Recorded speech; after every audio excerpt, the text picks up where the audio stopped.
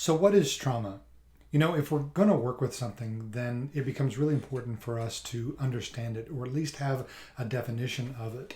And, we know that there's different definitions. For example, in the DSM 5, there's all types of understandings based off of symptoms, experienced. But when we're looking at processing and we're looking at causation, like what causes it, not necessarily what the symptom of it is, then we need to have a little bit different understanding of it. And it helps for us to expand our understanding. In the somatic processing literature world, there's this general understanding of too much, too fast, too soon.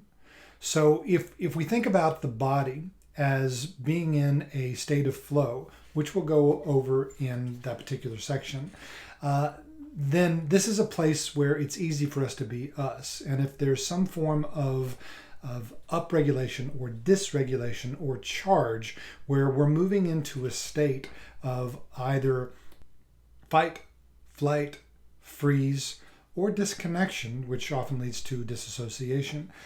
And we're doing so in a protective manner. In other words, the body has a purpose that it's trying to protect us from something.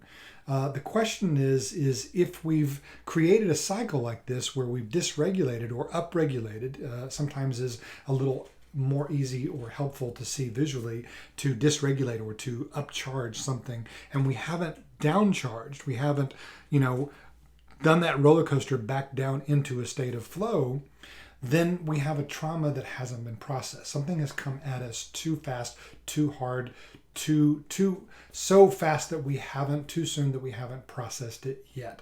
Processing meaning that we have returned to a place of flow in homeostasis where we don't have protective mechanisms of some form that are online keeping us from that place of peace and flow.